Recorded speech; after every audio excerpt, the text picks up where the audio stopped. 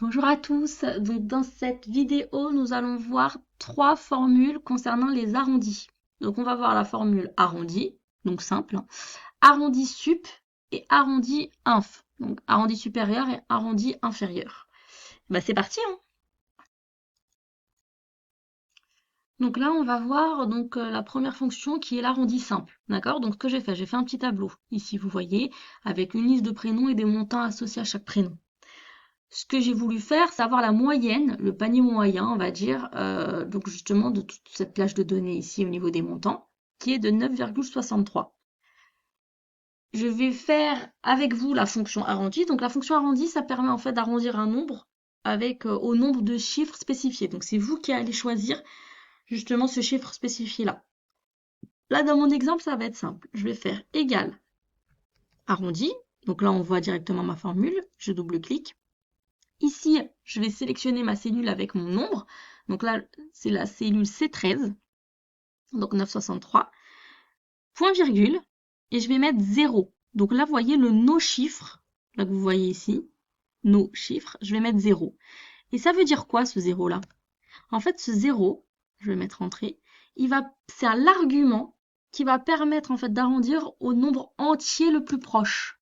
Et le nombre entier le plus proche ici, ça va être 10 euros. Donc j'avais 9,63 et là j'ai 10 euros. D'accord? Imaginons que je n'ai pas mis 0. J'ai pris un nombre différent de 0. Donc là, vous voyez, je vais recliquer dans ma formule et je ne vais pas mettre 0, je vais mettre 1. D'accord?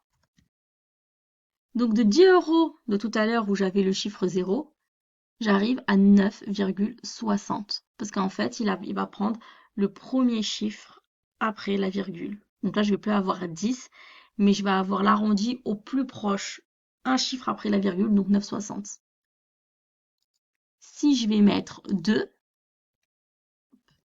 ça va me mettre exactement, en fait, le montant que j'ai ici, 9,63, donc 9,63. Ça va pas bouger. D'accord?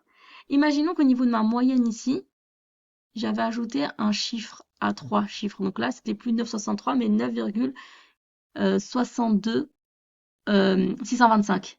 Bah, vous voyez ici, au niveau des arrondis, où j'ai mis 2 au niveau du chiffre, il va bien prendre 2 chiffres après la virgule au niveau de l'arrondi, et il va bien me mettre à 9,63. Voilà. Donc là maintenant, on va voir la fonction suivante. Donc là, on va voir la fonction donc arrondi sup, qui va être vraiment quand même similaire à la fonction arrondie, hein, simple. Mais ça, vraiment, ça va permettre d'arrondir un nombre à la hausse vers le chiffre supérieur. Donc ça veut dire que ce sera obligatoirement l'arrondi à la hausse en s'éloignant de 0. Donc là, en fait, normalement, on va retrouver la même chose parce que l'exemple ici, ça va être le même exemple. Je vais mettre arrondi sup. Là, je vais sélectionner ma cellule. D'accord? Point virgule. Je vais choisir au niveau du no chiffre 0. Voilà. Je veux l'entier supérieur. Hop.